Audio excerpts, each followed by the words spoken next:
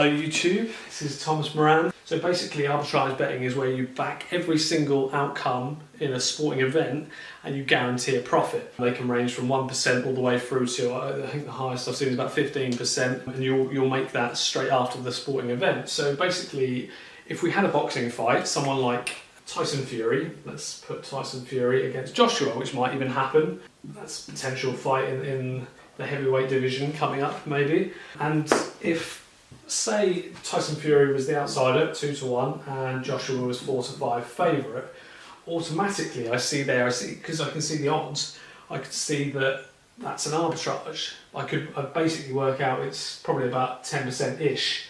So then I could go to an arbitrage calculator online, just type in arbitrage calculator into Google, and you'll find loads of them come up. And then you could put these two odds in, and it would tell you exactly how much you would need to put on each individual odd with each individual bookmaker to then guarantee your money. So here, if I say had £1,000, just to make it easy, I would work out roughly that I'd need to put on, I think if I put on 375 here, 375, and then I would put the remaining 625 on Joshua.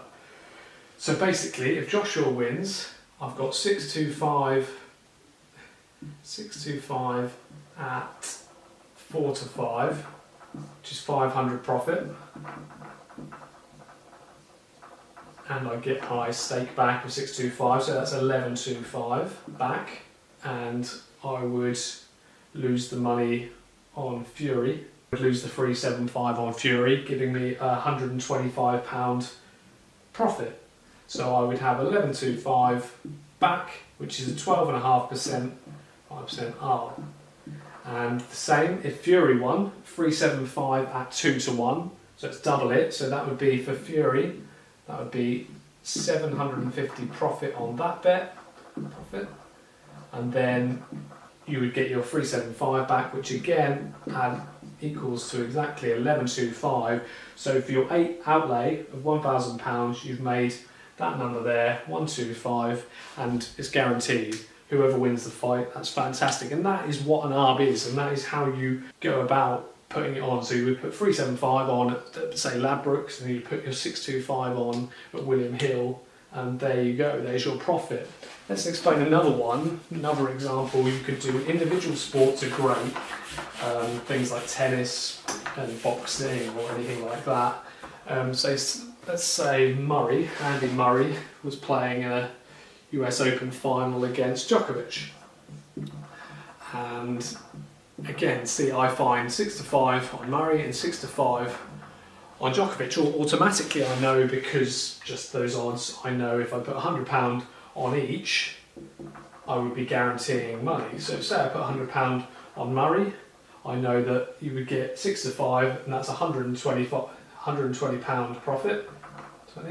And exactly the same, £120 profit if Djokovic wins. So if Murray wins, I win £120 profit, so I get 220 back. But then I would lose my 100 stake there, minus 100. So I would have £120 back profit. So I'd lose my Djokovic stake, and I would have £120 profit, which from a £200 stake is a 10% profit. So you win your £20 profit, and you've got a 10% arb right there. Arbs are very simple in terms of how it's finding them that's the hard thing. And once you can find them and put them on, then you can sneakily make a little bit of money on so many different occasions, and that's what's great. I mean, there are complications with arbitrage betting because there's different rules for different bookmakers. That's a big part of the problem. So one bookmaker, say Ladbrokes, the rule might be that they pay out their bet when one ball has been served.